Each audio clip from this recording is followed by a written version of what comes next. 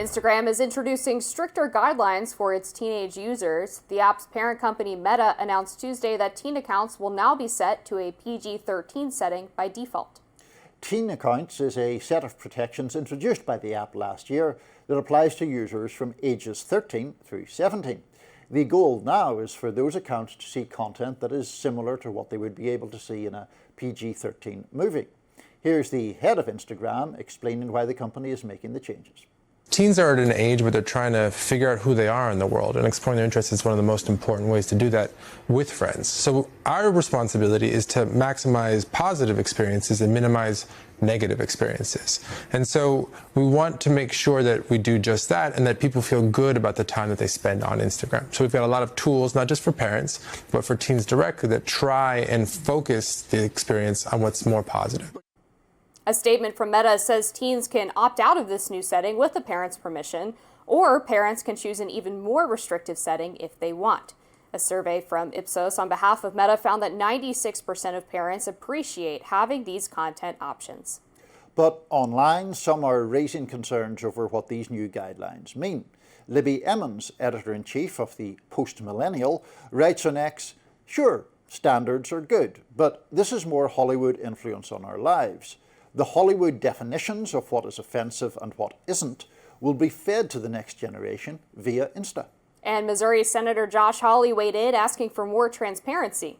He says Zuckerberg should come to Capitol Hill and tell senators about his plans to overhaul Meta's apps.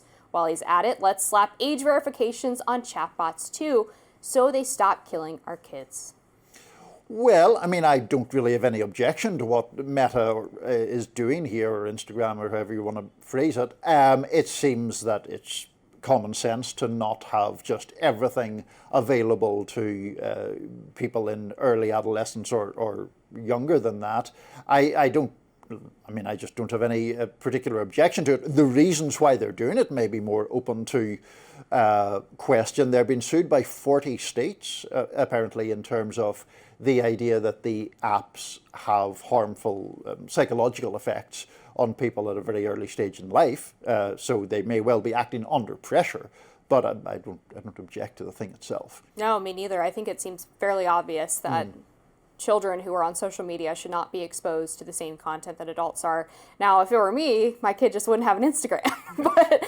but banned from social media forever. Oh yeah, they won't have phones. Okay. And everybody always says, "Well, just wait till you have kids. They're gonna." And I know so many parents who do not give their kids phones. It's really not that difficult. You just don't do it. Yeah. And you're their parent. You're not their friend, right? So you have to be able to make those hard decisions, even when they might hate you for a little minute. I think they'll get over it. But yeah, there's this really interesting question happening in American life and culture about really who's responsible for the negative mental health impact of social media. Is it parents? Is it the companies? I think the answer is both. And a lot of schools now across the country have banned phones from not just the classrooms, but when the students get there, they actually have to put them in a pouch that blocks the signal, and they're not allowed to access that at all throughout the school day. And they've reported really great responses from students actually who enjoy not having the phones. They get to interact more. They're actually talking to each other at the lunch table or at recess instead of sitting there on their social media apps. And I think that's a really great development. And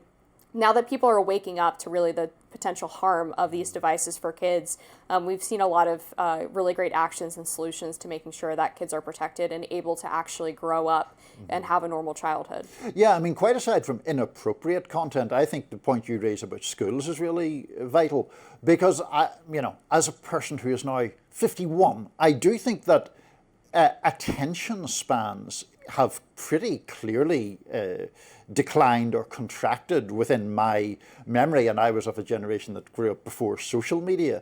But I think that the constant presence of screens and an avalanche of information, and constantly being able to switch, watching TV with one hand and watching your phone with the other, that sort of stuff is just, I think, detrimental in itself. Yeah, and also the idea of doing all of your schoolwork on a computer and maybe the use of AI tools. Right. I mean, I remember we had blue books, right? Yeah. We had to write everything Exactly. down. There was no technology assisting us, so not that I'm that much smarter than those kids. That's going to do it for us on Rising Live. Look out for more exclusive YouTube content coming your way today. Be sure to like, share, and subscribe to the Hills YouTube channel so you never miss any content.